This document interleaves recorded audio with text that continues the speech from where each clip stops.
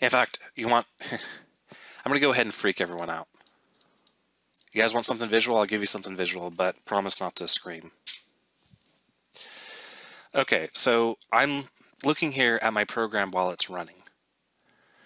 And I'm going to hover over name array and look at what it is. Name array is a string with 6 variable, or a string array with 6 items in it.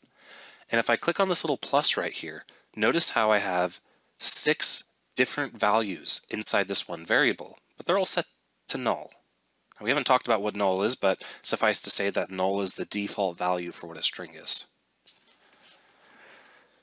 So let me go ahead and set a breakpoint right here and hit F5 and type in my names. So I'll do name1, name2, name3, name4, name5, and name6. Now I've paused my program again. I paused my program and I'm looking at what my program is exactly doing. If I hover over my name array, now look what it is. We have name1, name2, name3, name4, name5, name6. Those are the things that I typed into the console. Now every single individual little bucket inside of here contains their own unique values.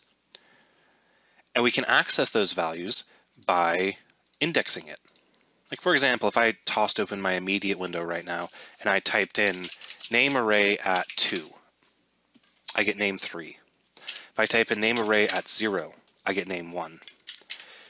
If I type in name array at 5, I get name 6. Does anybody know what's going to happen if I type in name array and then just toss in a bunch of numbers? Yeah.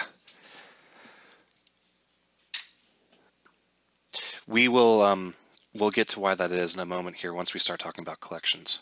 But for now, just keep in mind we can only access name array from 0 to 6, or to 5, sorry.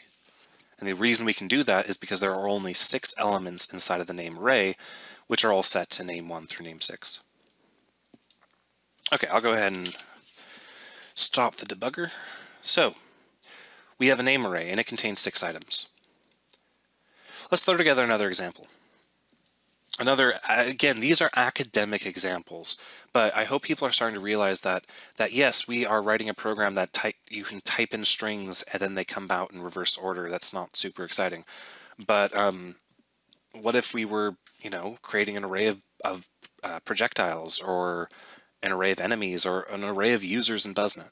It's the same concepts, and that's what's important.